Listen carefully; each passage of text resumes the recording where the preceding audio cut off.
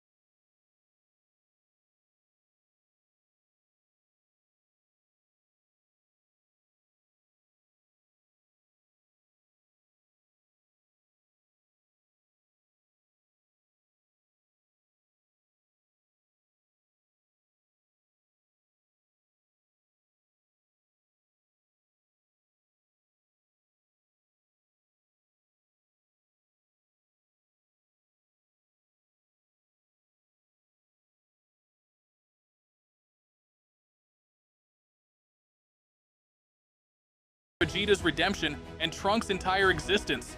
I say if being the catalyst for one of the most important family trees in the show is useless, then I guess we need to redefine the word. Now, if we're talking about background characters who fade into irrelevance, Puar and Oolong are always in the conversation.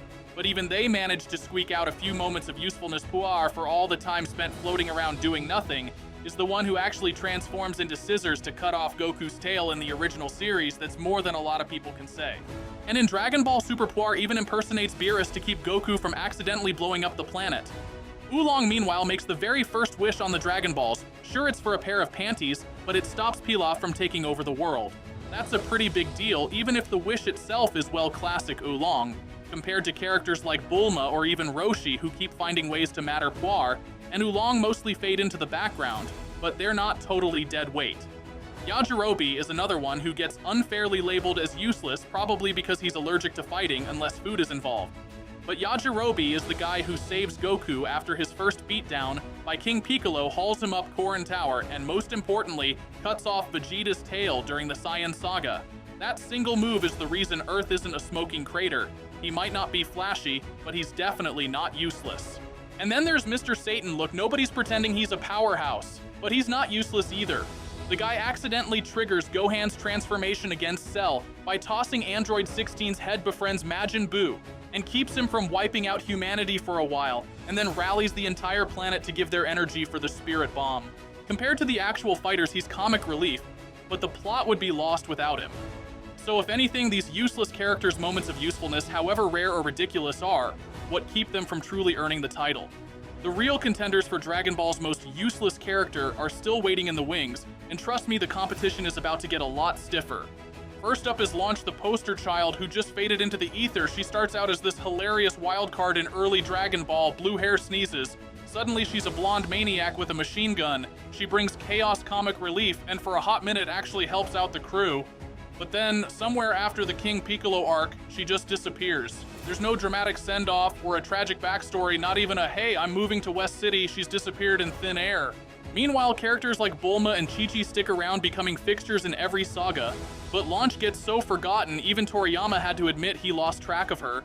Then there's the case of Goten and Trunks. Now these two show up in the Buu saga as pint-sized prodigies fused into Gotenks, and for a brief moment you think, wow, the next generation is here. But by the time Dragon Ball Super rolls around, they're basically background noise. Even Master Roshi, who should be enjoying retirement, gets more action and character development. Goten and Trunks are stuck in perpetual childhood sidelined, while the adults handle the big threats. They're not totally useless, but compared to the other kids on the block, they're definitely not living up to their potential. But who's even more worthless than them is Raditz and the Cybermen. Raditz bursts onto the scene, shakes up Goku's whole world, and then gets wiped out faster than you can say. Over 9,000. He's a plot device, pure and simple. The Cybermen, on the other hand, only exist for one reason: to explode on Yamcha and remind everyone that the Saiyans mean business. If you blink, you'll miss them. They're not even in the running for most useless, because honestly, they were never meant to stick around. Now, if you want to talk about real contenders for the title, you have to look at Chiaotzu. This little guy has been hanging around since the 22nd Tenkaichi Budokai, and somehow he's managed to do less with more screen time than almost anyone else. In his debut, he loses to Krillin, a guy who goes on to be clutch in every saga. Chiaotzu's psychic tricks are cute, but they never really stack up against what Tien or even Yamcha are doing in the same arcs. He tries to use telekinesis to change the tournament order, which is mildly interesting, but does it really matter? Not really. It just means Goku fights Piccolo at the end, which would have happened anyway. Outside the tournaments, Chiaotzu's track record is, let's say, less than stellar. He tries to stop King Piccolo by making a wish on Shenron, but ends up dying before he can even get the words out. When the Saiyans show up, he pulls the classic anime move self-destructing on Nappa, and we all know that didn't work. Nappa doesn't even get a scratch. Meanwhile, Piccolo's sacrifice for Gohan is actually meaningful, but for Chiaotzu's, it's just sad. After that, he gets brought back to life, shows up for Frieza's arrival, and then again, nothing Piccolo even tells everyone not